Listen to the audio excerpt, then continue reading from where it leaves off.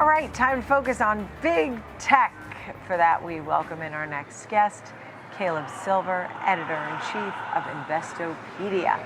Glad you are here. Good to be here. A lot of fun for the Apple folks who, the shareholders were frustrated for a while. I mean, there's no catalyst, there's no great new product, and ta-da, here they go. They get their new highs. Once again, what are your thoughts on what's going on with Apple? A lot of headlines. Yeah, new highs, more upgrades to the stock. Big news kind of out of India, which is a growing market for them, reporting today that their India sales rose 33% year over year. Still a very small market for them. On the sales side, that's a heavy Samsung environment, but it is growing for them, and they're doing a lot more manufacturing there. You remember all that video and those pictures of Tim Cook visiting India in the last couple of years? They're establishing a good foothold for production there for iPhone 15, for the iPhone 16 and 17 that are coming later down the line. So big foothold there. Sales are growing about $8 billion now. Apple does $363 billion in sales, so drop in the bucket, but growing into a market that is only growing, especially the middle class. So good news out of there, but also upgrades from some analysts that think AI prospects for Apple look good and the company's well positioned. Stock up almost 4% today. How you doing? I feel like, that's how you doing, right? Okay, so it certainly got a jump right now. It's up about 1.5% at 234.12, but hitting the highs. I think also we talk about AI, and the question was whether or not Apple was behind in the AI arms race, right? That they weren't participating. But in the last round, we now learned more about AI in the phones, which people are going to have to get the newer phones, and the 16's coming out. Right. If they want to have some of these AI capabilities, you're 12.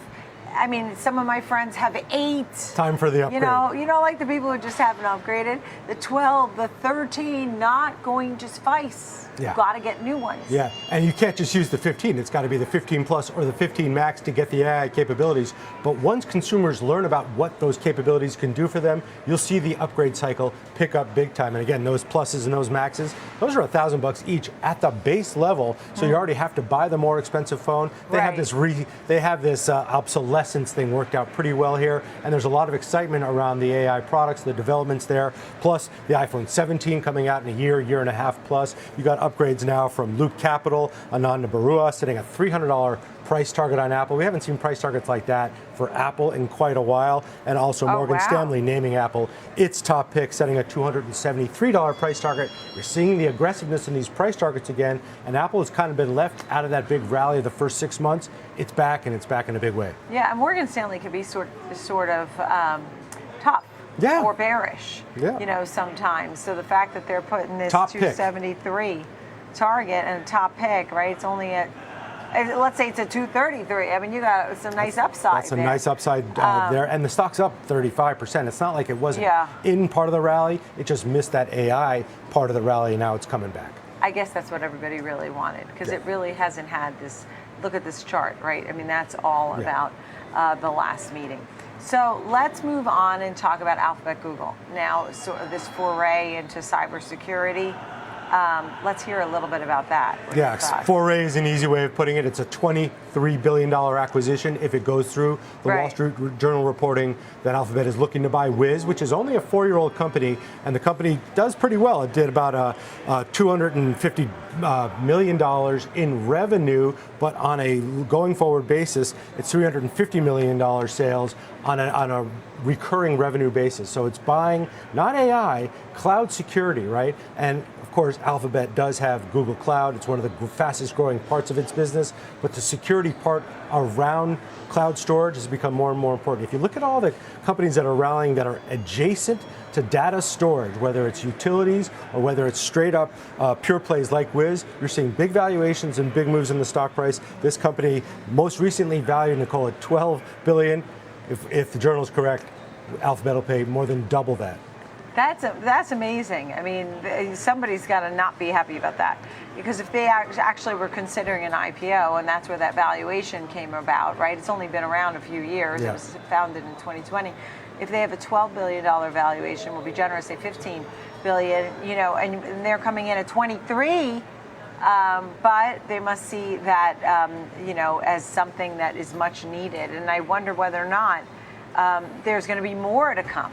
Yeah. Do you know what I mean? Dan Ives is saying it's the tip of the iceberg. Sure. And where are they going to spend their hundreds of billions of dollars in cash? They're going to spend it building the moat around the products and the services that are growing the fastest. You look inside Amazon, it's the same thing. It's cloud services. You look inside Google, it's cloud services. Apple too. The fastest, most profitable parts of their business are where they're going to be adding some more companies to that, to deepen that moat, but also to AI whenever they can. But this is not an AI acquisition that they're paying top dollar for. It's a security acquisition. This company, again, only 4 or 5 years old, backed by some of the biggest venture capital companies in the world, of course, out in Silicon Valley. Big exit for them, and the biggest acquisition for Alphabet since it bought, I believe it was Mandiant in 2022 for $5.4 billion. All right, well, that's informative because I didn't remember that at all. So thank you for that. How about just the big picture on what's going on in tech or what people are asking Investopedia? For example, I mean, we just saw a nice pop for NVIDIA and then once again back down again. It's been quite volatile. Yeah, but it's a kind of a dip buying stock now. There's a little FOMO trade going on with NVIDIA. No doubt that it is first in class in what it does, and it was the most popular stock for the past 12 months. So not crazy to see that type of movement. But investors are feeling pretty confident. Our most recent survey, they said that they are either cautiously optimistic or very optimistic about market returns for the next 6 months. Even though the election was the #1 concern, it still is. But you see this continued optimism, and now you see a broadening out of the market. I was looking at some stats earlier from my buddy JC Peretz at All Star Charts. Russell 2000, 30-month highs. Russell 3000, that's 98% of the publicly traded stocks. 50% of those stocks are hitting a 1-month high. Consumer discretionary breaking out against staples right now, and then all-time highs for banks, all-time highs for credit card companies, Coca-Cola at an all-time high. Lots of reasons to be happy as a shareholder, as an investor right now, and it looks like the base and the breadth is broadening finally. So, in the big picture of the anxiety index, are people worried about, a pullback, a drop-off, the elections?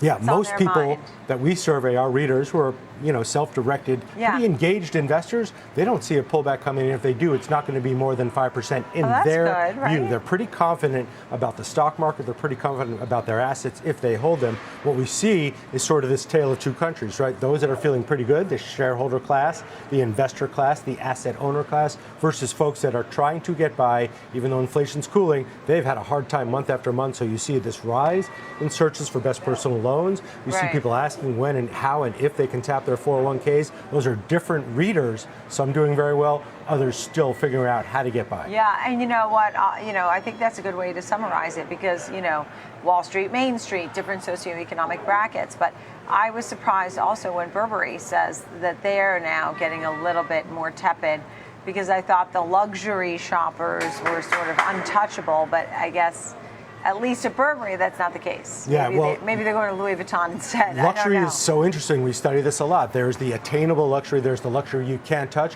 But we see a lot of people trying to find that smart luxury buy right now. The best deal they can get for their money that gives them the best brand. Yeah. I mean, that's why people loved Coach. That was like, what do they call it? Domestic luxury or whatever. I guess attainable. Attainable luxury. People want that. You feel like you're fancy, but you're not buying an Hermes Birkin. Okay, Caleb Silver. Love when Caleb's on. Thank you so much of Investopedia.